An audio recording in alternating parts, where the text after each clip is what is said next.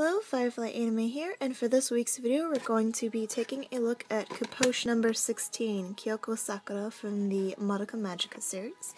And she is the last of the girls to have a Cu-poche made.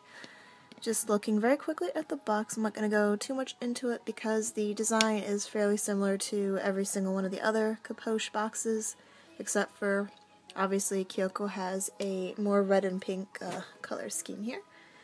Here is a picture of her on the side of the box with her little fang tooth peeking out in her smile, which is absolutely adorable. On the back we have the usual sets of warnings and things, as well as some more poses and options to have with Kyoko. And here is another picture of her on the side with her piece of Pocky in her mouth, which is really, really cute. And the bottom just has another picture of Kyoko with this funny facial expression.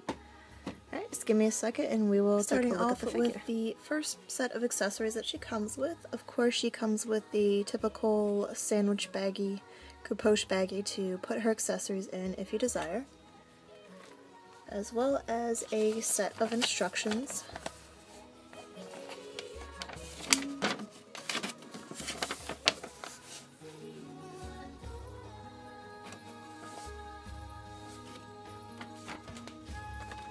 And this is the first thing I've seen in a Cu-poche box. It looks like a little mini kind of ad magazine showcasing some of the Cu-poches that they have out there, because I guess they're finally building enough of a collection to really showcase a bunch of them. I don't know some of these series, unfortunately, that these are from, but there you go. And they're starting to make the schoolgirl versions of the Madoka Magica girls, which I probably will not be collecting. There we go, as well as like some school uniform and bathing suit optional bodies, which come as extras that you can swap out with any of them, I believe. And of course she comes with her magnetic Cu-poche base, and several pieces with the stand that you could use to plug into her back, or have this go around her waist, and a couple extra of these little clear pieces here.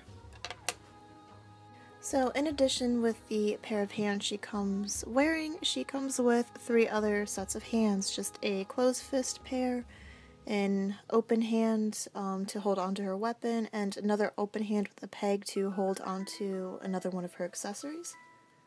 And these are what most of her accessories consist of, which is her weapon. As you can see here, she comes with a ginormous spear-like weapon, which you can supposedly take apart in a few different places according, see if we can focus, according to this thing right here, so you can make it seem like it's swinging around when she's attacking. So that's why you have all these different little pieces of the pole as well as chains to connect with it, so you can display this thing in a number of ways. And this is actually very nicely detailed. I don't know if you can see here, but here is the paintwork on the spear tip, and there is sort of a clear gem-like thing right in the middle there. And I think that is a nice touch, and here is the end of the spear. And the only other accessory Kyoko really comes with is this little apple here, and there's like a little bite piece missing right there, so it's like she's eating her apple. And there is a tiny peg right there that it sticks into her hand.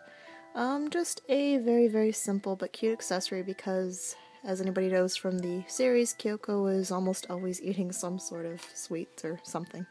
And of course she comes with 2 optional faceplates. The first one being, in addition to what she's wearing, which I'll show you in a second, is this sort of funny looking one where she kind of looks a little bit quizzical and condescending at the same time, I guess. It is a very interesting face option, but I think it suits her personality well. And another one, which is really cute, is her Pocky eating face, which I thought would have been an additional accessory, but it makes sense that they would just have it on the faceplate, because otherwise I guess she would have a hole in her teeth where you would put the Pocky stick otherwise. So this way, just all in one, and it works. And as you can see, the faceplates are nicely detailed and very cute.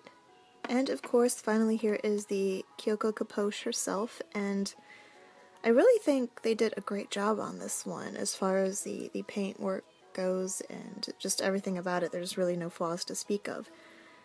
Starting off with the body, they have her in, of course, her magical girl uniform, and everything is nicely done and detailed. Turning around very quickly so you can see her, and a little bit of a pantsu shot for you guys. Of course, her arms move, and she comes originally in this sort of open hand pose, and her legs move a little bit as well, and of course they have the magnets on the bottom, so you could use the magnetic base, which is, again, for the billionth time, one of the big pluses of owning a Cu-poche, I think.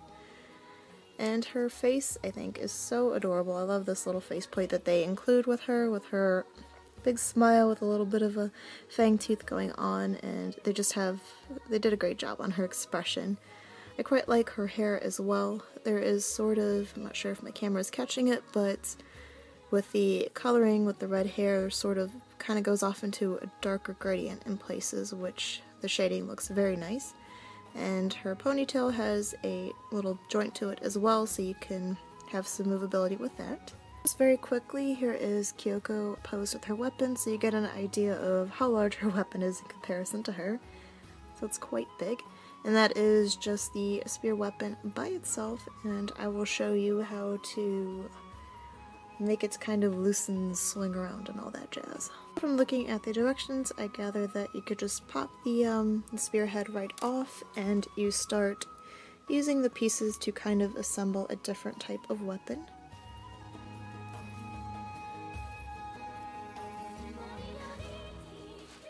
So just like that, we have a totally different weapon. It doesn't really look as perfect, but you get the idea. And that way it looks like it's loose and she's ready to swing it around her opponents and have at them. I feel this is a pretty good figure. I can definitely tell that Kotobukiya has improved a little bit on the Cu-poche line, and I look forward to seeing what they do with them in the future. Kyoko feels a little bit more sturdier than some of the other girls in the line, especially Homer, which I know had quite a few problems.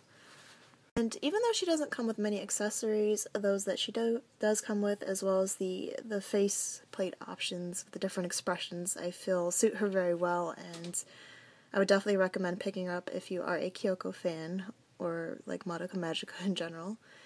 And yeah, so that is it for this short little review. Again, my cat will not stop playing with the Ami paper, so I'm going to try to end this video before she makes too much noise. Thanks for watching, and thank you so much for over 100 subscribers. I am looking forward to doing something special in the near future for sure. So thanks again for all your support. I really do like this figure. I feel like Kotobukiya did make some improvements a little bit in the Cu-poche line. She feels a little bit more sturdier than the other girls, especially Homura. Again, that's my cat running through Ami paper as I'm filming. And this is what my cat has been doing the whole time I've been trying to film here. Luna, can you stop making racket so I can do my figure reviews?